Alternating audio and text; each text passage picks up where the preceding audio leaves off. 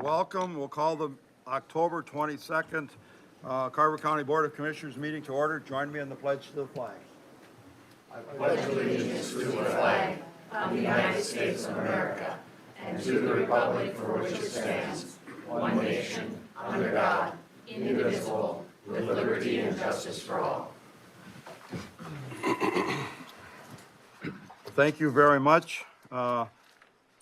We come to the portion of the meeting, public comments. If you have something you'd like to share with the county board, please come up to the podium, state your name, and we'll give her a go. Welcome again. Thank you. Last week, or the last time I was here, there was no audio on the recording of public comments, so I came back. And we apologize for that. Thank you so much. My name is Monique LaCroix, and I'm back to once again share about how accurate and safe our local elections are. I want to thank you again for the opportunity for public comment at the beginning of your board meetings. I'm a Chaska resident and have lived here for more than 20 years.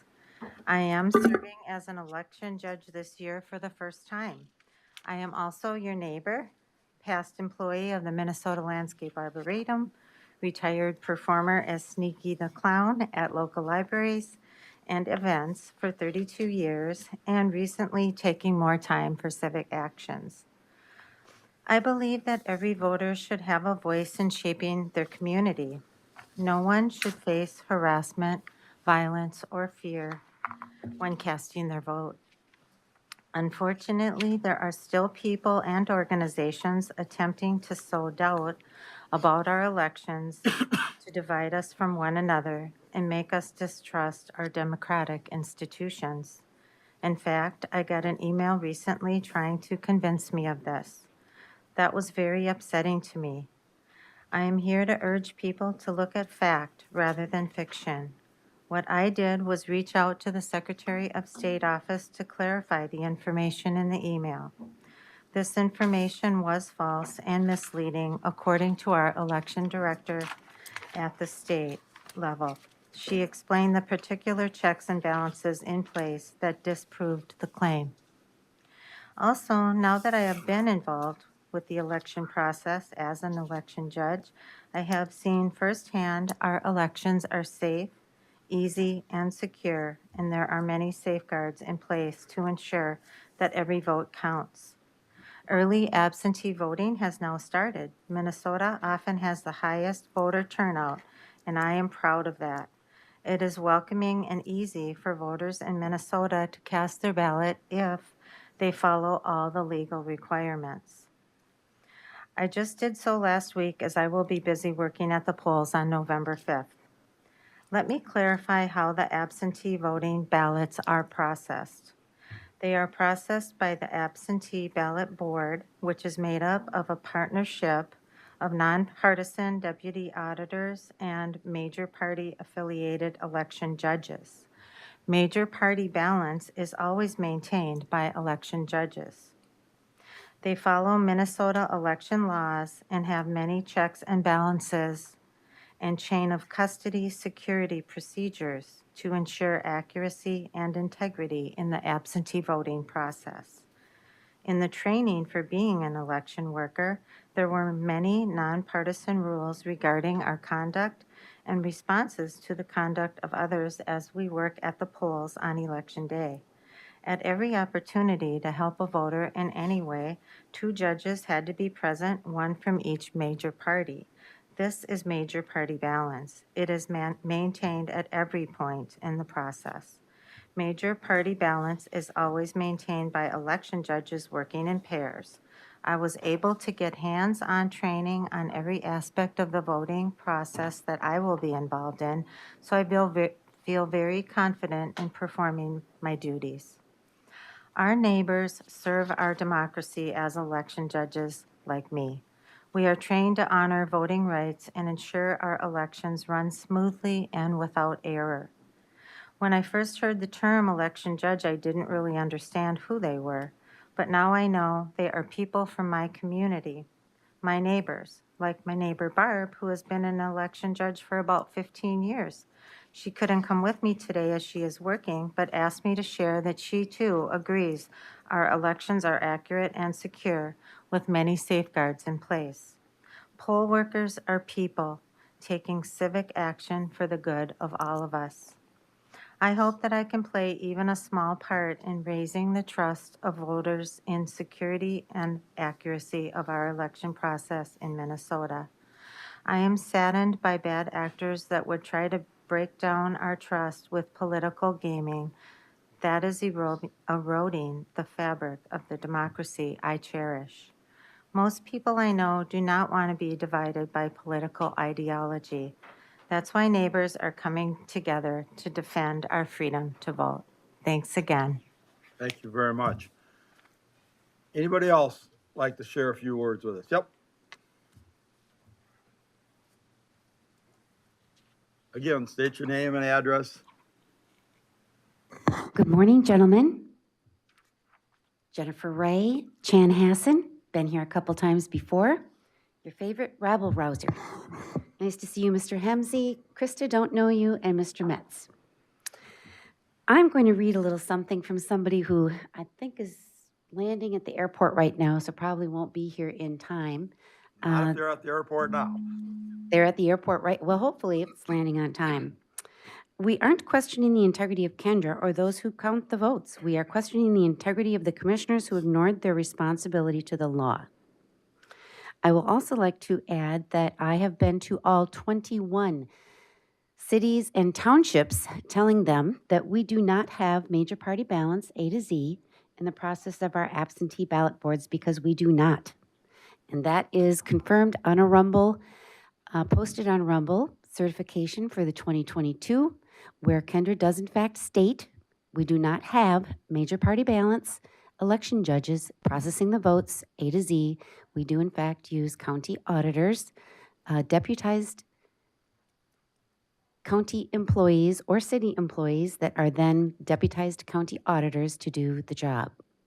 Now, somebody up there, and I'm not going to say the name, actually said, yes, if somebody votes, they are picking a side.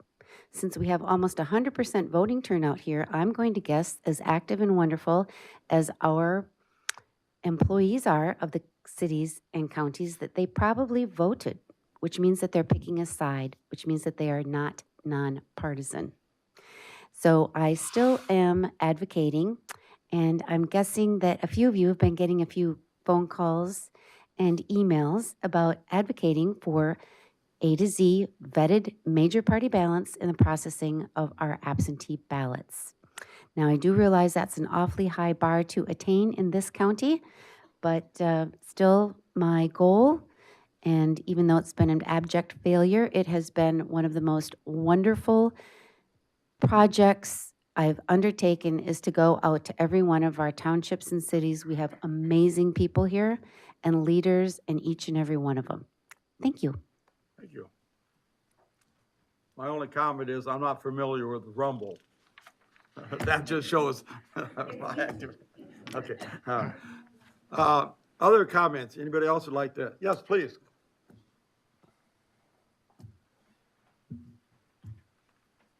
Good morning. I'm Dee Martineau, and I'm from Hollywood Township. I just would like to say that I have the privilege of serving as an election judge as well and have done that for a couple of years now. I answered the call. I think that elections are the most important thing that we can do. I think that everybody needs to show up. I think that they need to have confidence that that matters. I think that it's important that we have same-day voting, voter ID, that it's paper ballots, all of the things that ensure that our elections are accurate and that your vote legitimately counts.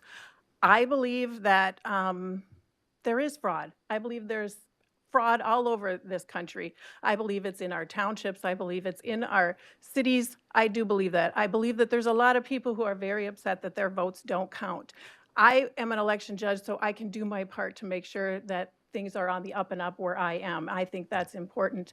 And I would like to see that our leaders ensure that people don't have to wonder whether their votes are really being counted, that they know that it's accurate. And when we have a significant portion of the population who does not trust our elections, I think that is a serious problem.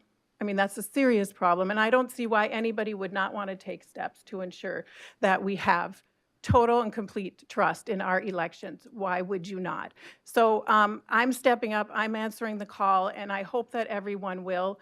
I do think that the truth in the end is going to come out about all the election fraud, so I would like to just see everybody get ahead of that and do their part, and so we can really feel good about it. Go back to the way it was, where everybody knew and had confidence. And I would like to see that happen just in this room right now, where everybody steps up and does the right thing and makes sure, because I do think that the truth is honestly about to come out. I honestly do, and I think that it will shock a lot of people what's really, truly been happening. So thank you. Thank you for your comments and thank you for your service. Other people, anybody else would like to come up and say a few words?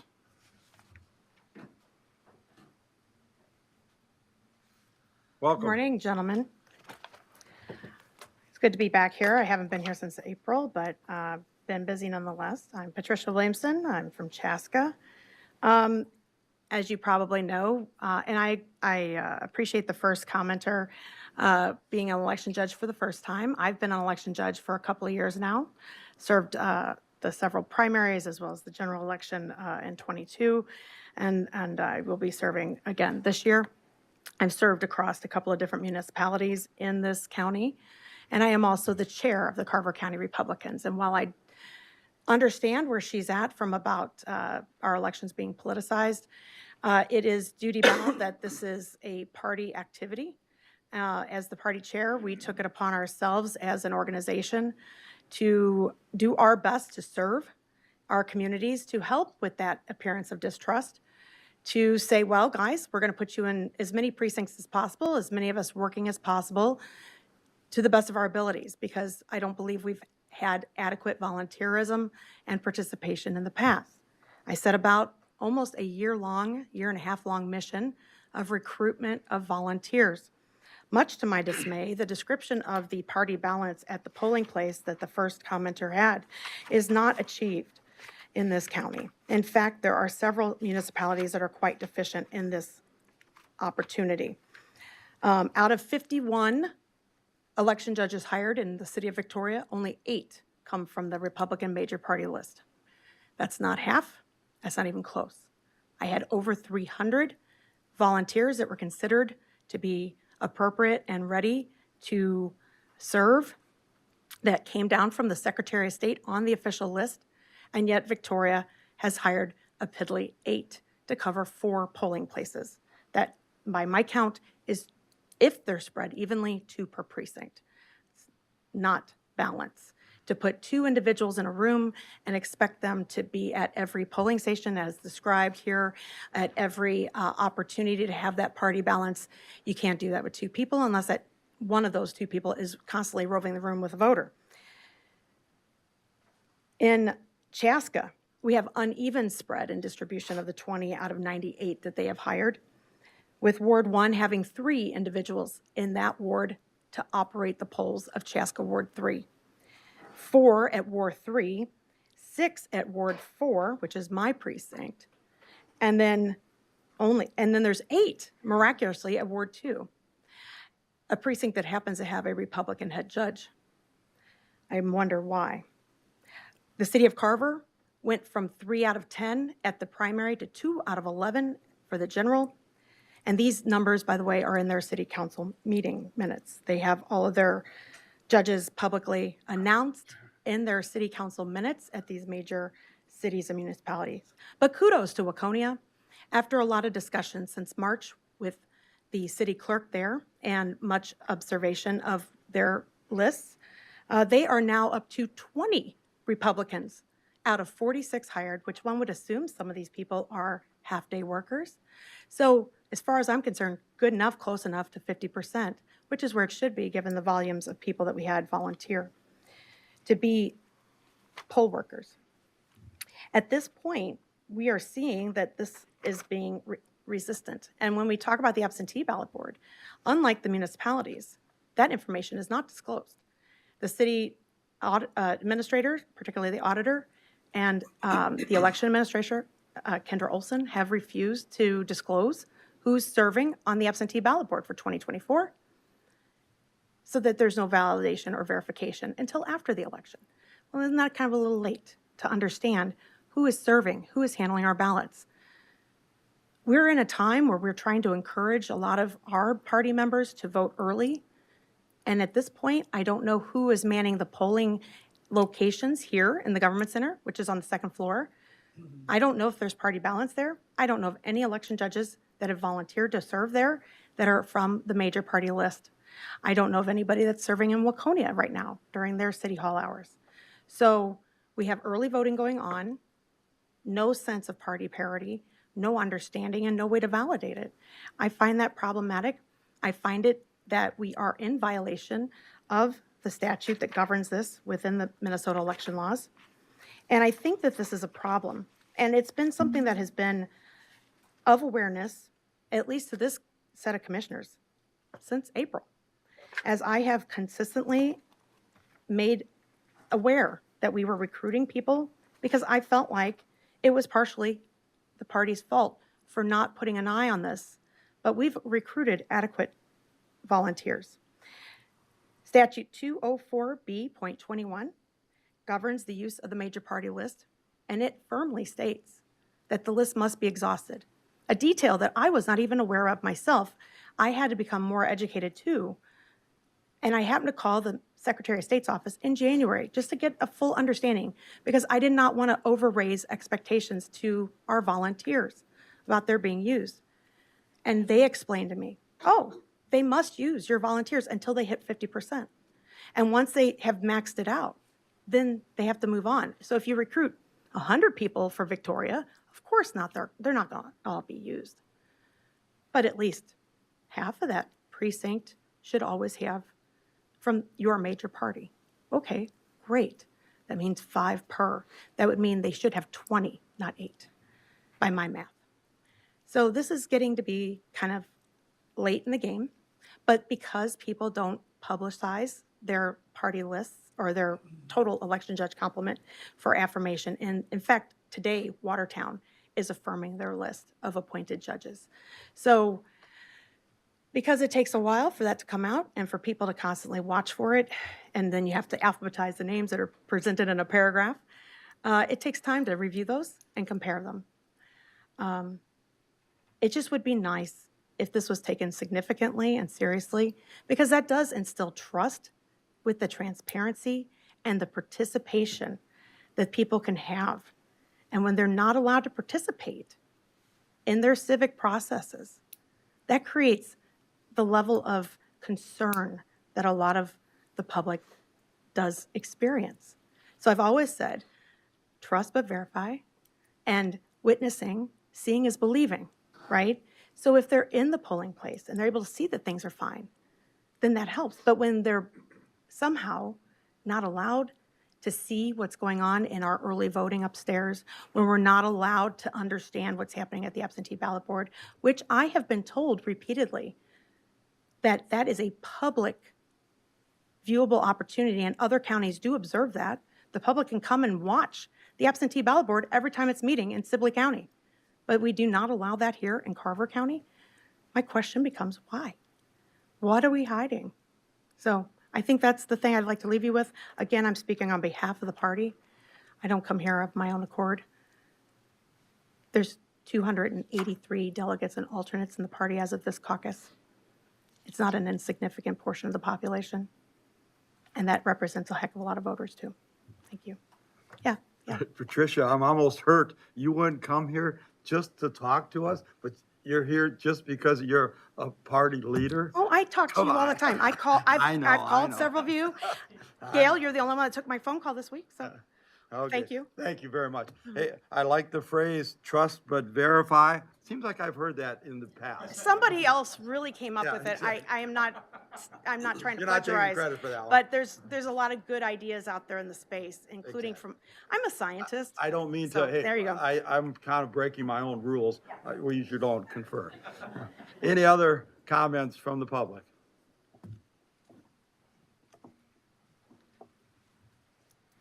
Good morning, Board. My name is Nicole Nietzkleva. This is my first time speaking here, and I live in Chanhassen, and I love Carver County. These public comments have been incredible. And what I'm hearing is this party balance, right? There's the law. You know about the law. You're the county attorney. You know all the statutes. And there's the spirit of the law. Our legislature decided to put party balance in the statute as a requirement. So I guess my question is, why isn't that being followed? Is it so hard? We have lists of volunteers. I understand more than 300. It's not difficult to realize the party balance, but my question is, why aren't we making sure there's party balance? Our first speaker said she's concerned with people doubting the election. Well, when you're creating a perception and actually a reality of party imbalance, that's justified. My other question is, how come the party imbalance goes only one way? This is public comments. This isn't, okay, please. I was kind of liking that. Nobody ever applauds when I talk. I'm just saying, people usually tell me to be quiet. So what's important is the law is very clear. There's no ambiguity about the party balance being a requirement. The law is clear. So why is this complicated? Why are we creating a perception? Why are we creating a reality of party imbalance to set people up to doubt this election? It's not hard to balance this out. I'm not great at math, but I can figure out how much 50% of something is. So why aren't we doing it? That's the question. And if the county decides to not follow Minnesota law and doesn't take this serious and doesn't instruct the municipalities and the cities to follow the law, then you're compliant in the violation. Then you're compliant in making the election doubtful. You're compliant in the party imbalance. And again, why does it go one way only? Why is it when we look at the numbers of all these cities and municipalities, the imbalance only goes one way? One thing I learned in law school is you can tell the difference between a mistake and bias this way. Mistakes go both ways. You screw up both ways. But if the screw up only goes one way, it's bias. I could sit here and I can tell just by looking at you who doesn't like what I'm saying, just by your facial expressions. This shouldn't be difficult. If the situation were reversed and the Republicans had a majority, will we be okay with that? Will we be okay with that if 90% of our election judges were all Republicans? Because that's what you're saying. The law has to be applied equally to both sides. Because maybe right now one side is in power. At some point, the other side will be. And then there can be no screaming about, oh, wait, time out, time out. It's unfair. That's why the law has to be applied neutrally. So you're creating a perception, but you're creating a reality. You're creating a legal problem for yourselves. And I just don't understand why. What's the concern with 50-50 election judges from both parties? Nobody's saying we should have 90% Republicans, 10% Democrats. We're saying 50-50 like the law requires. Why is that hard? That's not hard. 50-50 sounds pretty darn fair.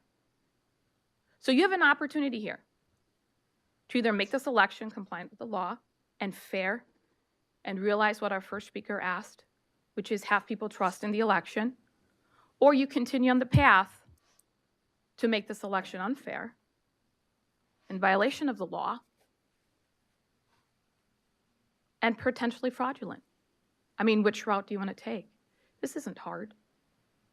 So I encourage you to follow the law, create the party balance that's required, use the list as required by the law, make it 50-50 as required by the law, as it should be, so you avoid going into a legal minefield and being unfair to half of your population.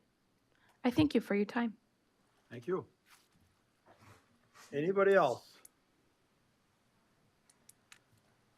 Oh, First time I've spoke here. okay. Linda Paulson, Chanhassen. I want to share that I was co-chair of Hennepin County election returns, and we took care of all of the voting at the Hennepin Government Center, which I call the Toaster, but I like to name buildings.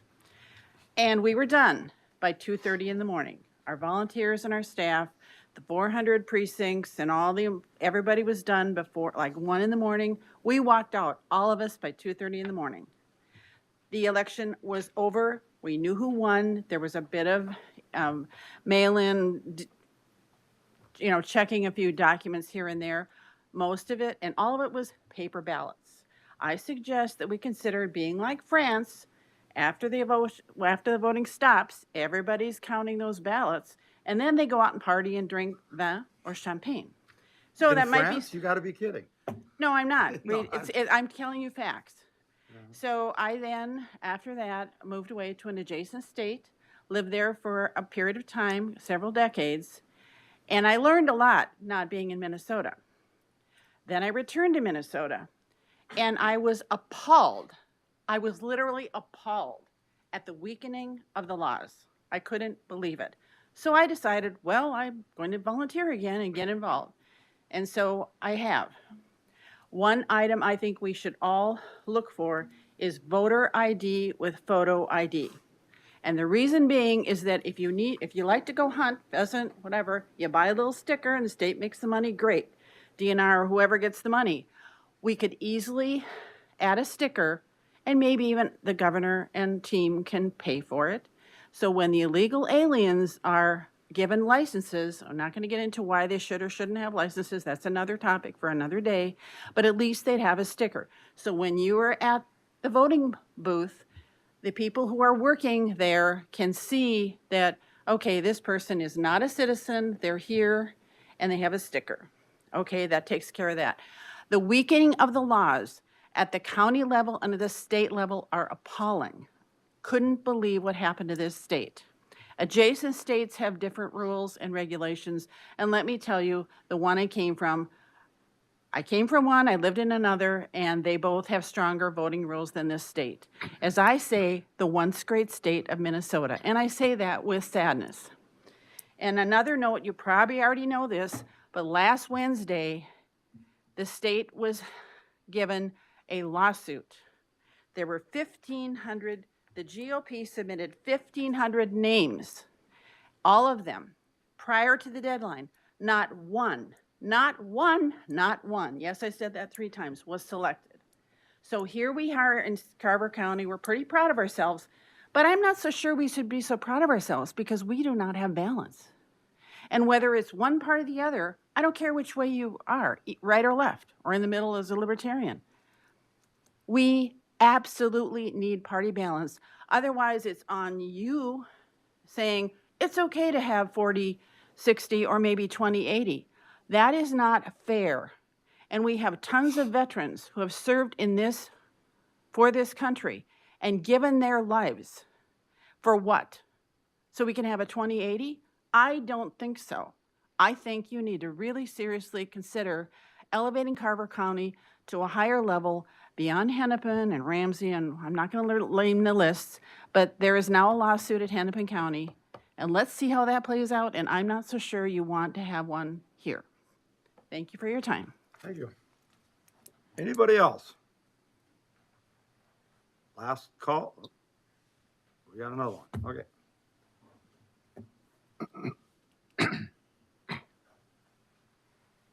Welcome. Hi, I'm Deb Parrish. I had not planned on talking today. I'm from Waconia Township. And simply, all I want to ask is that for more than 2 years, we've been asking the question, why? Why? And for a significant period of time, we have not been given any answer on why there is not party parity. There's plenty of volunteers available to fill the slots. I understand there's other things going on in the past system that was used. But our question is, why are you not following the law? Thank you. Thank you. Okay, anybody else?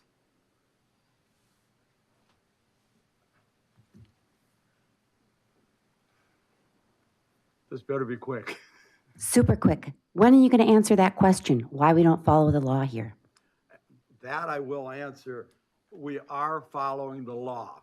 I won't go into any more details, but just rest assured, we are following the law. Okay, with that, we will move on to 1.3, the agenda review and adoption.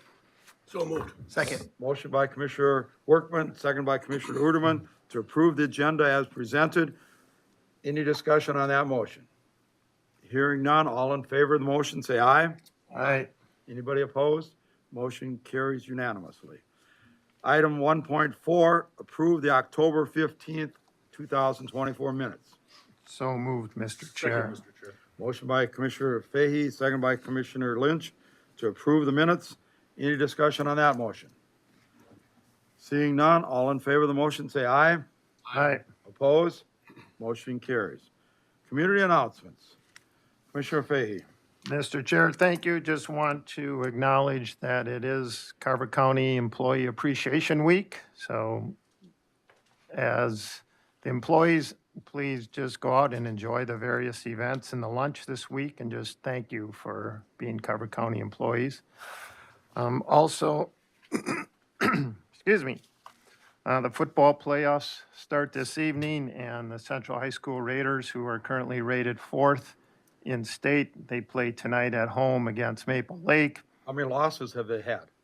They have no losses, Mr. Chair. Good season. So get out and watch and support your local football teams. Also, it's the 4th annual Norwood Young America Manufacturing event, which is taking place this Friday. It's the NYA Economic Development Commission, in partnership with the Central Trades and Advisory Group. They're recognizing and they're appreciating the manufacturers of Norwood Young America. 6 local manufacturers will be offering tours of their facilities to support local students and the public learn about the reality of modern manufacturing careers and their goals of helping the community and these future generations thrive. That's all I have, Mr. Chair. Other community announcements. Mr. Ruderman. Mr. Chair, we're just coming out of a period called MEA, and I just wanted to send a call out. Had Long period. Had good conferences with our 2 kids, 5 and 9. You look at the world a little differently when your kids are in sports and going through conferences, but they're back today, and hopefully the teachers had a chance to get some time off and some rest and get back at it. So big thing. I took the kids yesterday as part of MEA to do absentee. There was a little bit of a line, but we got through in about 15 minutes. A lot of questions from those 5 and 9-year-olds. Didn't have all the answers, but we'll get them. And heard earlier reports that there's maybe record or on pace for record numbers through the absentee. Commissioner Fahey talked about Employee Appreciation Week. I think one of the best gifts we can give them is reduction in their insurance premiums. And so we're in an enrollment period of time. And so as staff, if you're listening, a lot of the members that are online are staff. Pay attention to what your prices were last year, pay attention to what they're going to be next year, because Mia and Carrie and team got to work, and that was the number one thing that was brought to my attention the last year was address these premiums, and we did. And so thank you to the staff, not only just for the week that we normally have, but we heard you, and we responded, and it's coming good numbers. Just talking to Commissioner Degler, and he looks at the world a little differently than I do from his farming perspective, but it's kind of fun to see the combines out harvesting. Had a trip to Iowa quick and then back up, and the friendly wave, and you can see the people that might be from out of town because they're impatient when they see that neon triangle. But the workers are out and about. I think that was mentioned in the last meeting too. But it's kind of fun. Our roots are farming here in Carver County, and to see them out and harvest and the hard work that goes along with that. And then finally, Park Run is something that happens at the courthouse on Saturdays, weather permitting, every single Saturday. We don't operate that, a third party does. It started actually in Europe. There's 6,000 park runs. It's a free 5K for anybody in the community. And this Saturday, everybody's welcome, 9 a.m. It'll be their 150th park run here in Carver County. There's only 3 in the state. And I participate. My daughter's approaching number 10. My other daughter's approaching number 25. I'm approaching number 100. And so it's kind of fun. It's an out and back, no cost. No, you're not allowed to come, Commissioner Workman. Bicycles are allowed, but maybe on foot. So anyway, 150, it's fun because it brings people out together as a community and helps with public health. So thank you. Other community announcements, Commissioner Workman. Well, shoot, Mr. Chairman, we have Gopher football on Saturday, otherwise I'd be there. I hurt my back a long time ago, actually running a 5K, and that's why I don't run 5Ks or Good 10Ks. decision. My back feels really good on a bicycle. But sorry if I didn't return a phone call this week. I am just Commissioner Uterman talking about the harvest dust in the air made my nose hurt.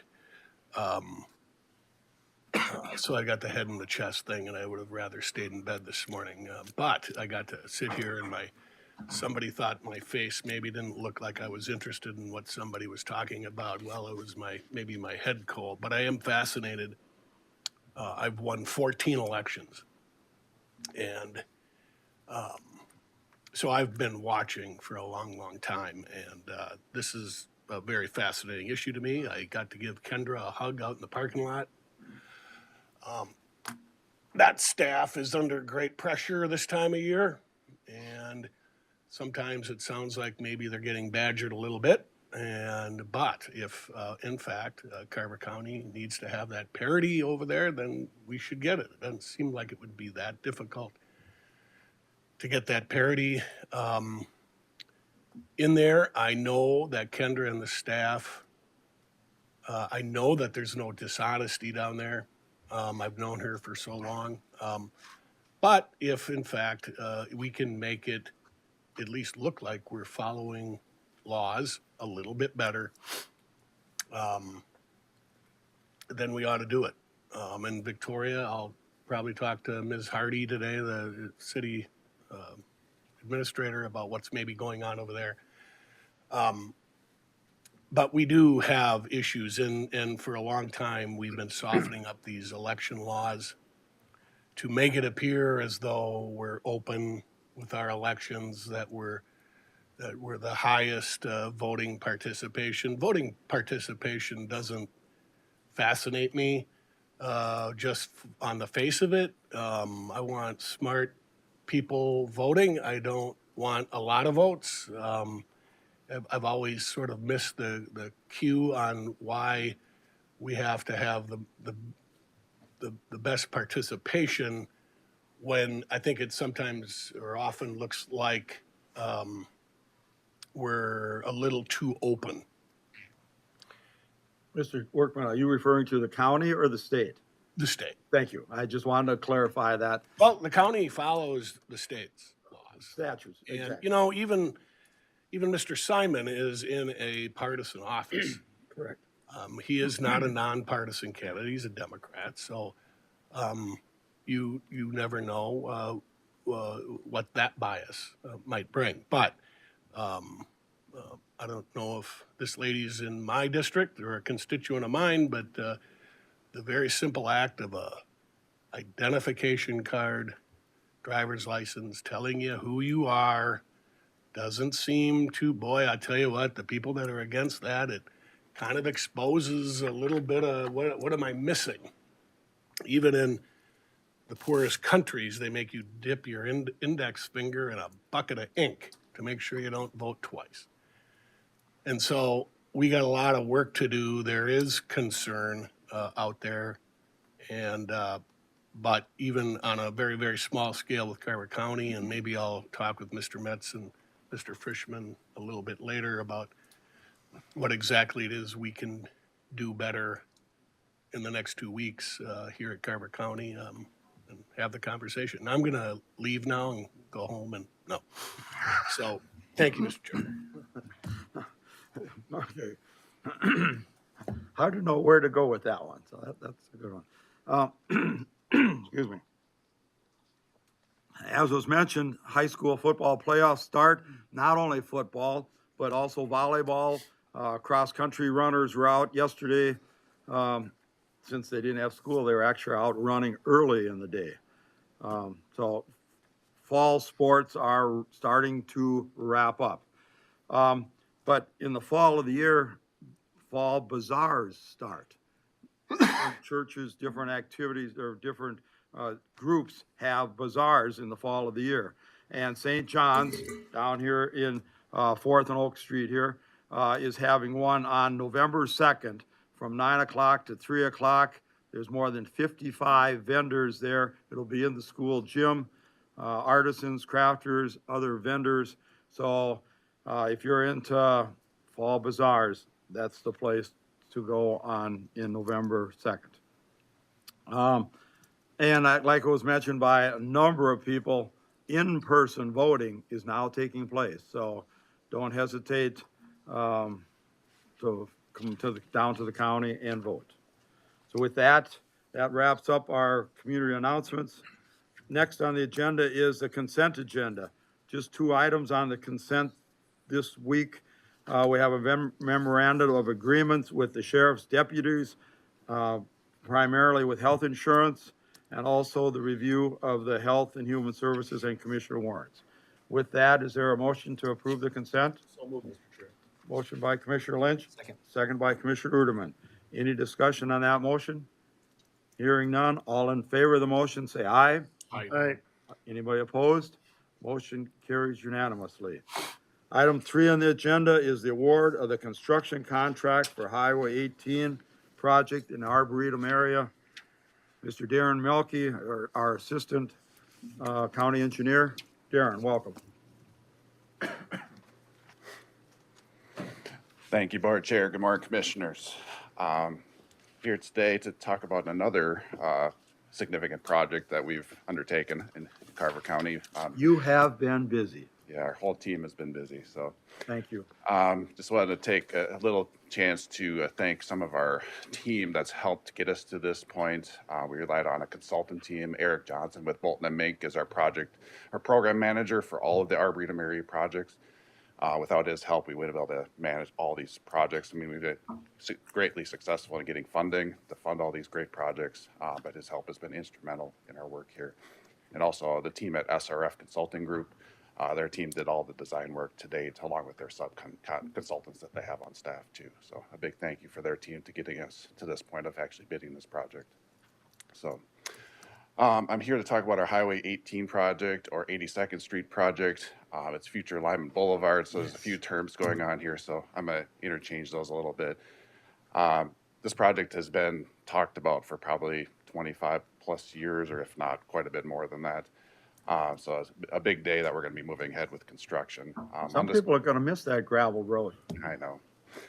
So it's going to be quite a difference from the quiet country gravel road that it is today. I know it does get busy at times when Highway 5 gets shut down in particular. So I'm talking for the public on the screen, I'm talking about the orange segment.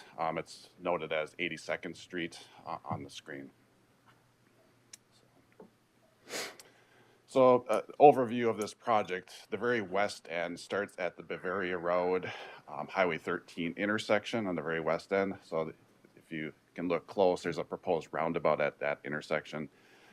That intersection in particular has been seeing a lot more pressure from all the development in the area in Victoria in particular. So it's definitely needed at this point already in time. The rest of the project is converting the quiet, I guess, gravel country road, if you want to call that, in the city of Chaska, Victoria, Chanhassen. So this project spans all 3 cities. There's just the very western 1/8 of a mile or so is in the city of Victoria, and then it straddles mostly between Chanhassen and Chaska the rest of the way. The proposed road is a 2-lane urban highway. You can see on the very bottom left of the screen, there's a typical section, cross section. On the left-hand side, there's a trail, so that's on the Arboretum side of the road, if you're wondering. So this, for the most part, follows the existing alignment of the existing road, except at the very far eastern end. I'll point at the screen here. Right through this stretch is where it veers off and goes on a brand new alignment to connect to existing Highway 18 or Lyman Boulevard on the very east end. So if you're familiar with the area, there's a brand new roundabout at Highway 41 and 18 that we completed about 4 years ago. So I hit on this already, but the very west end of the project includes a roundabout. There's a zoomed in version of it. The main reason is for crashes. We've seen a little bit of an uptick there, at least nothing severe at this point, but there are some fender benders there. Reduced vehicle speeds, also primarily operate better at this point in time. There are some backups during the busy times of the day. Also included with this project, I mentioned earlier, is a trail system. This completes a gap in the trail system from Victoria into Chanhassen as well. It includes a trail along Bavaria Road. City of Victoria is completing their portion of a trail that is going to run along the east side of Bavaria Road as well. So this is, I guess, a project mostly along 82nd Street or future Lyman Boulevard. The bigger Highway 5 project, which is upcoming, actually includes Bavaria Road north of this intersection as well. So that trail connection will terminate temporarily, and it'll be finished with that future upcoming bigger project. With trails, how do you get from the east side of Bavaria Road to the west side? How do you cross a roundabout? So thank you for the question, Board Chair. So there'll be multiple different ways to do that. Try to plan the screen. The brand new trail along the north side of the road by the Arboretum property, you'll be able to come along here and then cross along the north side of the road and continue on for a trail that's currently there along the north side of the road. There's also a trail along the south side of current Highway 18, and you'll be able to also do this way and then come across. Sorry, At what point does it become busy enough that it warrants a tunnel or an overpass? It's probably more on the amount of usage of pedestrian usage, I guess, at that point. This area is very constrained, so it's probably going to be rather hard to add that in the future at this point. I guess forget I mentioned it. Yeah, I think this is pretty much a permanent fix for quite some time, unless the pedestrian usage picks up that much. There's other avenues of doing those LED flashing signs or something to warn people, or drivers at least, that there's pedestrians trying to cross. There's also, I guess, more advanced, almost like stop traffic type signals that you could do long in the future if you actually get to that point where there's so much conflicting vehicle traffic and pedestrian traffic at the same time. So But just to warn people, pedestrians have the right of way, but they better look both ways, because sometimes that car is not paying attention. Correct, yeah. To me, I think it's a two-way street. The driver should be aware, but also the pedestrian should acknowledge, they should at least acknowledge each other that they're there. Sorry for the interruption. No, thank you for the question. One big change, and it's going to be on the very east end. So where current Lyman Boulevard ends at a dead end, there's a ravine that was partially filled in probably 25 years ago or so. Back when you still could fill in, So during the AATP, or Arboretum Area Transportation Plan, I shouldn't use the acronym, this crossing of the ravine was evaluated, and the desire and outcome from that recommendation from that study was that this ravine should be restored to its natural condition. So the fill that was placed there, it's from an adjacent development that the county worked out at the time to place it there. We're actually going to be taking that fill back out and replacing it with a bridge. So on the right-hand side is just a plan view showing the light gray is the bridge that's going to be built. So it's going to be a two-lane road with the trail on the north side still. On the left-hand side shows a typical section or profile view of the road as you would be driving it. So on the left-hand side would be the west side of the bridge. The right-hand side would be the east side. So it's going to be a slightly downhill grade on the road at that point. The channel itself will be restored. We've worked with our Carver County Watershed Management Organization on the channel design itself, as well as there's a local trail that Chaska maintains currently. It's a unpaved trail, but this will be a great improvement for that trail system as well. You don't have to go all the way up that embankment and right back down. So, Darren, is that the trail that we have been requesting to get funding for, federal funding? Yes, the last solicitation, we did apply for funding for this trail project. And that includes on the southern end of tunnel under the tracks? Yes, that's correct.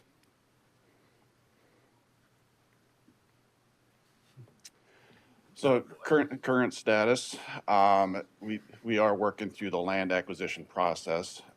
As of, I believe it's November 1st, we'll have title and possession through the eminent domain process. There's about 8 parcels that are still working through settlement negotiations at this point. I'm not sure how many will have to go the full gamut of that process, but we'll continue to try to negotiate with those property owners. I know Lyndon and Eric Johnson in particular have been working with the Arboretum on an agreement to do, acquire land or easement, I should say, highway easement for the Arboretum, and that's expected this week. So that's a huge milestone. Arboretum, obviously, we cannot condemn them for property, so we have to have a willing partner in that regard. For construction, since we're at the award stage for construction, there will be some tree clearing and I guess what we call ground disturbance, but it's basically disturbing the habitat where the rusty patch bumblebee would be nesting potentially in this corridor.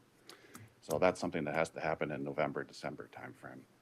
So we're working, I guess, working around the rusty patch bumblebee as well as the northern long-eared bat on this project. I'm unsure yet how much actual dirt work or bridge work may actually happen this winter. They may just wait till spring. We'll have to talk with the low bidder, which I'll get to shortly. But most of the work will happen next calendar year. Majority of the road, HDR is a consulting firm that we've used on numerous projects for public communications, and we already have them under contract for this project. And we're working through reviewing of consultants for the construction administration and inspection work of this project. We just don't have the capacity in-house to do this one. So we anticipate having a contract to the board probably by your November 5th board meeting. I think that's your next one.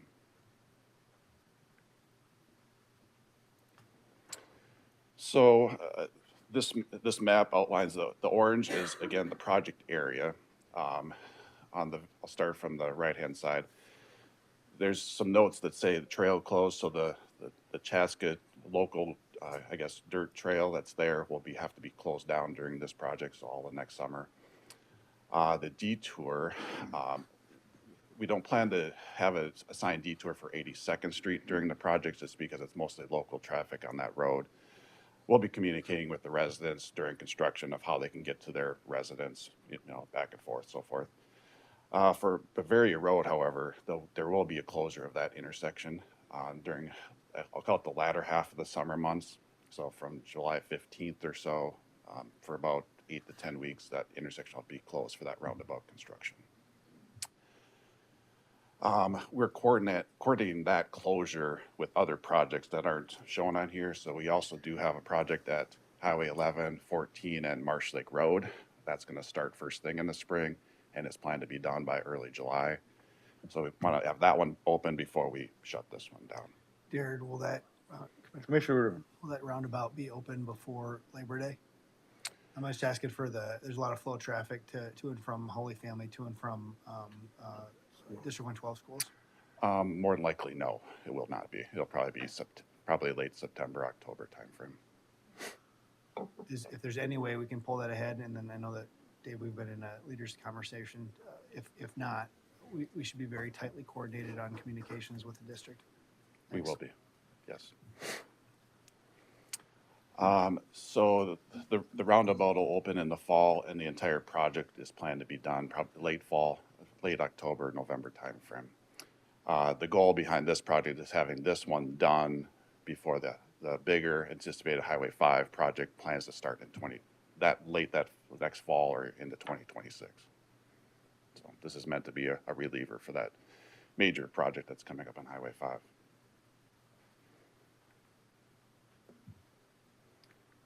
Chair, Commissioner, you said rename 82nd goes to Lyman. I'd be curious to know the reasons, but does that eventually get turned back to city, or do we maintain that road? Thank you for the question, Commissioner Uderman. Maybe go back to this graphic. So I guess for Lyman Boulevard, once this project is constructed and built, so next fall, Lyman Boulevard, we've talked with the local cities already. Lyman Boulevard will continue on and follow. This will all become Lyman Boulevard. 82nd Street right here, all the way over here. This will be City Street yet, if you want to call it that. So I believe Chaska is going to be maintaining this stretch, and I don't recall off the ask Lyndon if he knows if this will be Chanhassen or Chaska maintaining this part up there. So who maintains what's going to be, what's now 82nd, that will East Strickland, that'll be county highway. all the way to the roundabout? Correct, yeah. So the core part of the project will be out county highway when it's done, and we'll be maintaining that. Thank you. It'll stay 80 or 18, County Road 18. So, yeah, at the conclusion of the project, it'll be County Highway 18 as well as Lyman Boulevard. Right. So everything you see on the screen. So we've already communicated that to the residents already that their address is going to be changing as well if they're on, for most of the residents, the portion that will be stay the very far east end of Diagonal, their address will be slightly changing as well. Is that why you're so popular? Because you change everybody's address? And remind me again why the name change? Just for corridor consistency. So Highway 18 will continue through regardless. I guess Lyman 82nd Street actually goes up, and it's, if you have to look at the Chanhassen map, it actually moves up. So it doesn't make sense to keep it 82nd because it'll be severed. So at the very east end here, 82nd Street will stop right there, and it'll go this way. The road is actually being removed and severed right through this stretch. I forgot to mention that. You might not know this answer, but if they change their address, if somebody, from 20 years ago writes them a letter, will they still receive it at 82nd? Thank you for the question. Commissioner, so we've confirmed with the mail service that for the next, I think, 12 months after. For a year? For a good year after we change the address. So the address change won't take effect until next fall, once the project is done, and then it'll be another 12 months or so after that they'll still forward it to the proper address. Their address number is staying the exact same. It's just going to change to Lyman Boulevard. Mr. Chairman. Commissioner Workman. So then how many times will they be able to vote? I'm not- Ballot humor there. But if I look at that, that is actually two roundabouts there. That is a big sever there in the middle. Yeah, cul-de-sacs. So there'll be a cul-de-sac, dead end, turnaround right there. Okay. So there's two residents that are right here that'll have to come off this road. This will be, I think, 82nd Street Court, and this will be 82nd. There'll be a turnaround right there, and it'll go this way. Okay. So there's going to be a gravel or a trail that'll connect between the two for pedestrian usage, and as well as the arboretum. So there is concern, I guess, from the local cities that there'd be a lot of cut-through traffic using that road. So that was the local city's desire to sever that connection. Thank you for the question. Oh, go back one. I alluded to this before, but we're coordinating with many projects in the Victoria, Chaska, Chanhassen area. The red circles are proposed new roundabouts that do not exist today. So next spring, right off the bat, we'll be doing this roundabout at Highway 11, 14, and Marsh Lake Road. And that's going to be, as you can see, April through end of June or maybe early July. And then there'll be two of them ongoing at essentially almost the same time, the other two. So the Bavaria and Highway 18 roundabout, that'll start in mid-July and last about 10 weeks or give or take. And then there's a third one that's going to impact the west side of downtown Victoria by the Dairy Queen intersection, as people seem to know. That will be another roundabout built in that area. Highway 5 will be shut down for that work in that area the last half of the summer of next year as well as through the fall. So it'll be a busy time in Victoria the next few years. It'll be nice when it's done. Yes. So there's been some coordination effort of timing between all these different projects. So now to the fun part. We opened bids for this project, and we received a whopping 12 bidders in total. All of them under our engineer's estimates, and all of them very extremely tight. So SM Henches and Son was the low bidder.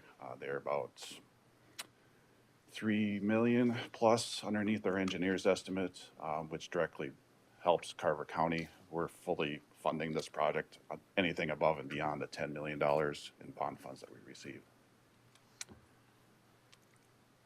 I'm going off memory, but I think that's the highest number of bidders we've ever had on the project since I've been here. I won't go through all these in detail, but for the project budget, but on the funding side, the state geo bonds and the general funds, if you add those up, it's $10 million. They split it up at the time between different funding sources. So the $10 million that we did receive in state funding is meant to offset the local city costs that we would have incurred for this project. So the cities do not have to pay for anything for this project. With that being said, unless they request something additional, that's just for them going forward. So the remainder is being funded with our gas tax, or CASAS, gas tax type funding, and our sales tax, if we even have to dip into that now. So. But you can see the overall total cost is still about 22 million plus. Mr. Chair, Commissioner Uderman. 12 bidders, 17% below estimates. I don't think you guys were sandbagging on your estimates. I think they just came in lower. Can you talk about the macro environment of construction? And then I think that leaves us with $3.4 million, $3.3 million of surplus. Do we have a home for that, or is it worthy of our board to consider to buy down our levy that's currently at 8.9%? Thank you for your question, Commissioner Uderman. The cost reduction directly impacts our sales tax funding. So we had $7 million of our CASAF funding set aside for this. With construction contingency or change orders, will likely need all that. The savings reflects savings to our sales tax funding that we incur. Well, it gives us more flexibility to shift that funding to other projects. Like we have a future bid coming up for the Engler Boulevard project, as well as the bigger Highway 5 project that directly just helps us allocate or move that sales tax funding over to those projects. And then the climate for bids. So I'm not sure if it's just a combination of this project was maybe more straightforward. You didn't have to, it's kind of a quiet country road that you didn't have to work a lot with staging. It's fairly open. They can stage it how they want, except for the roundabout timing. And we bid it, I think maybe this is a better time of the year. We historically haven't bid it this soon, but it gives them time to get things set up for next year. And maybe Henches, for example, maybe was planning to do some work this winter as fill-in. So maybe it was an enticing project. We'd have to talk with a few of them, I guess, why there was this much interest.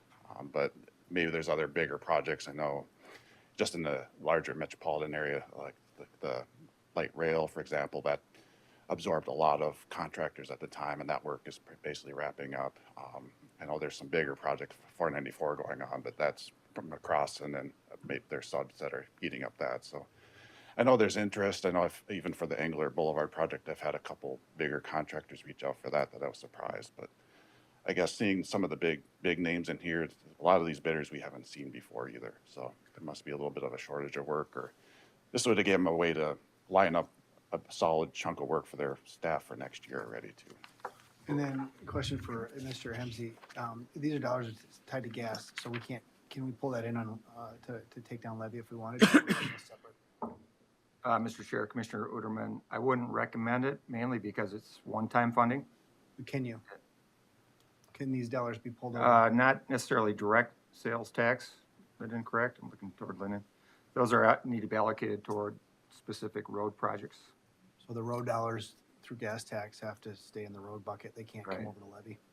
Well, not all road dollars, sales tax dollars. So arguably, you could take some of the levy in this mixture and draw it down because of the savings. But again, I wouldn't, because I'd caution you.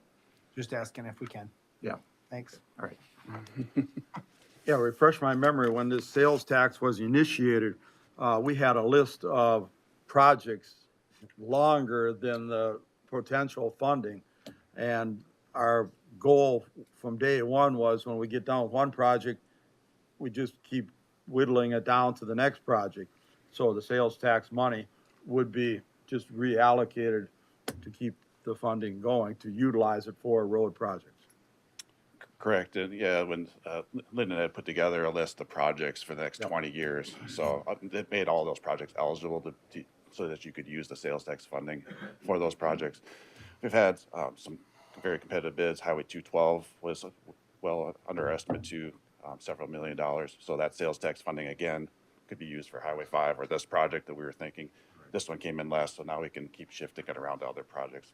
Highway 5 project is still in need of additional funding. I know myself, Lyndon, we're still in talks with MnDOT to see if we can get some more additional funding from them to help with the gap that we still have remaining. But having this under just helps the Highway 5 project in particular. And maybe the need not to have to bond or like basically get a loan temporarily, just to help keep things cash flowing. Administrator Hemsey. Mr. Chair, I would note, congratulations to the board and others that implemented the strategy of leveraging these sales tax dollars. Darren, correct me if I'm wrong. Highway 212, we started out with a budget with sales tax money in it, but we spent zero levy or sales tax money on that project. Very, very Unless little. things changed in the last week. Just right? maybe I think $200,000 or so. So on the grand scheme of things, essentially nothing on Highway 212 in the second phase. Which is pretty amazing when you think back to this. That, to me, was a very difficult decision for the board to, number one, raise that sales tax, and then number two, to commit it to what are state projects. So congratulations again. Yeah, both of those were hard decisions that this board had to make. Do we want to implement, and then specifically for transportation? And then are we going to be just using it for county projects? Or do we, like we did, go for the 212s and the Highway 5 projects that other people should be taking care of? And now because of your negotiations and working out the details, it turns out we got the project done and we didn't have to utilize. Good job done. Mr. Chair, if I could. Commissioner Lynch. Darren, you mentioned you've never seen 12 bidders before. Have you ever seen 12 bidders that actually beat the engineer's estimate? No, I personally have not. Is it time to get a different engineer? No. I'm just, I'll say looking through the bids, I think the pipe work, like storm sewer, water main, those were consistently well under our engineer's estimate, and the pricing for those materials in particular and installation have been going up rather rapidly. So maybe they've kind of settled back in. COVID was a big influence for that. They had some supply issues, so that's a big chunk of the difference. But I think it's very competitive. If you look back, I mean, they're very tight within a couple percent. I've had closer bids than that I've had a $3 million bid with $400 difference before. So, but these are still really close, So I hate to belabor this any longer. Would anybody like to make the motion to, the motion would, here's the motion. Motion to adopt the resolution to award construction contract for the Highway 18 project, the Arboretum area, to SM Henges and Son for $16,136,255.26. Move to approve. Second. Motion by Mr. Uderman, second by Commissioner Workman. Any discussion on the motion? Commissioner Uderman. I think I'd be remiss if we didn't recognize Greg Bowe's in the room, and this doesn't get done without the help of our lawmakers at the state level. I think you were the first to author that bill. A current state rep took it across the finish line with support with our state senator. When I came in 4 years ago, it was point the finger at Chaska because we're not going to get this thing done until 2045 or 2050 because that's when McKnight area is going to develop. And we scratched our heads and said, well, what do we got to do? We got to go to the state. You know, Lyndon got to work, Darren got to work, team got to work, our lawmakers got to work, partnership with Chaska and Victoria and Chanhassen, et cetera, et cetera, et cetera. And they authored the bill for $10 million, and it got done. And so this is something that maybe a lot of people said wouldn't get done, but if you look at the complexity and the ripple effect, I know there's only a handful of people watching, but if you look at the coordination of this, not every person is going to like every element of this plan. But we needed to create a relief valve, knowing that Highway 5 has congestion and needs to go 4-lane, and the timing is going to be close to impeccable to be able to minimize the impact to residents, minimize the impact to business owners, and it's a tremendous amount of work. I know myself, Commissioner Workman, Commissioner Fahey have been in DC lobbying for a lot of these fundings. There are so many pieces of this coming together, and the shovel's going in the ground. So kudos to you, former Rep Bo, kudos to you and your team. Lucy took it across the finish line, Coleman, et cetera. It's just a great showcase of a lot of work. And again, I think Lyndon's been on record as saying this is the most complex project he's worked on his entire career, which says something. So thanks for all the team's work on this. Today's a pretty big day. Commissioner Workman. Well, I'll echo what Commissioner Uterman has said, plus the multiple jurisdictions. So everything north of that line is of the road is Chanhassen, everything south is Chaska. In Carver County, it didn't qualify for certain funding because it's an odd duck. Don't leave Victoria out. Yeah, I guess there's a little, yes, the west end and the roundabout. But Chanhassen didn't care. In fact, early on, the mayor and city council members told me, we don't want to take traffic off Highway 5. We want to keep all the traffic going through downtown Chanhassen. We don't want to divert it. I mean, actually said that to me. But then you got the Arboretum, which is sort of like the Vatican in Rome, its own country, and having to deal with them, good people, all good people. But they have a pretty big stick. And so our staff and Lyndon and everybody dealing with all of these complexities. And yeah, thank you to our legislators and Greg Bowe and everybody. This is actually a very big day to be here, to be doing this. Good question, Commissioner Lynch. Everything was under the estimate. So I'm really glad it is working out. This has been a gap. If you were on Lyman Boulevard heading west, I'm sorry to see we got to do a little work on that ravine. I'm worried that they might find out from when I was in the garbage business about my any available ravine waste disposal program. But so just a great day. I can't wait. This is the kind of road construction that I get excited. They're going to take that hill down at the big hill, more on the east end there. Yeah, so it doesn't, well, I guess you can kind of tell by the green shading here, but that's how far we're sloping. So yeah, there's a good 20 so cut or so. It's just off the page here, but yeah, we have to cut that side of the hill down. Well, thank you. Yeah, it's been quite a journey that we've been on. This is another step on the way towards a finished product, and good job done. Any other final comments? If not, we have a motion and a seconded. All in favor of approving the motion, say aye. Aye. Anybody opposed? Motion carries unanimously. Keep the ball rolling. Thank you, Thank you Commissioners. very much. Yep. With that, we come to our county administrator's report. Mr. A Hemsey. couple quick items, Mr. Chair, board members. First of all, open enrollments for benefits opened yesterday. I'm sure you've seen the announcements. I saw a couple of you sitting down with me already. She's there to walk you through it if you want to. Hold our hands through it. That's a good idea. She's the expert. Also, there are meetings, virtual meetings. If you can't jump on one of the calls, there was one yesterday. That one was recorded. So I would encourage you to take a look at it. I pay pretty close attention to this complicated stuff, and I learned a couple things in that call. So pretty important stuff, and of course, historic in terms of the changes that we've made to the positive.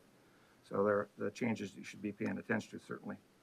And then secondly, Employee Recognition Week. So thanks to all of our employees for the great service that they provide. We have a lunch today at 11:30 down the EOC. Certainly you're welcome to attend that. I hope to see you there. And then 1 o'clock, there's a retiree and years of service recognition, same place. That's what I have, Mr. Chair. With that, we come to the end of our special session. Is there a motion to adjourn the special session and go into our work session? So moved, Mr. Chair. Second. Motion by Commissioner Lynch, second by Commissioner Uterman to adjourn, go into work session, which at the work session, we will talk about legislative priorities. That's a motion that does not have any discussion. All in favor of the motion, say aye. Aye. Anybody opposed? We are adjourned. Thank you.